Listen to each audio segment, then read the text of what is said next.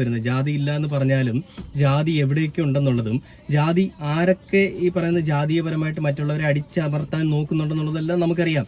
എനിക്ക് കഴിഞ്ഞ ദിവസം ഒരു മെസ്സേജ് വന്നിരുന്നു. ഞാൻ വേടനെ പറ്റി വീഡിയോ ചെയ്തുകൊണ്ട് ഒരു കുട്ടി എനിക്ക് മെസ്സേജ് ഇട്ടിട്ടുണ്ടായിരുന്നു.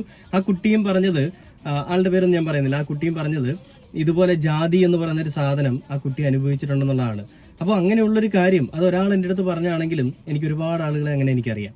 അതായത് ഈ ജാതിയുടെ പേരിലും പണമില്ലാത്തതിന്റെ പേരിലും ഈ മതത്തിന്റെ പേരിലും ഈ നിറത്തിന്റെ പേരിലും ഒക്കെ അടിച്ചമർത്തപ്പെട്ടിട്ടുള്ള ഒരുപാട് പേരെ എനിക്കറിയാം. എന്നാൽ ഇവരാരും മുന്നിലേക്ക് വന്ന് സംസാരിക്കുന്നില്ല. എന്തുകൊണ്ടാണ്? അവരൊക്കെ നിശബ്ദരാക്കപ്പെട്ടവരാണ്. അങ്ങനെ നിശബ്ദരാക്കപ്പെട്ടത് എന്തുകൊണ്ടാണ്? ഇങ്ങനെ പിന്നോക്ക സമുദായത്തിൽപ്പെട്ട ആളുകൾ ഇവിടെ സംസാരിക്കാൻ പാടില്ല.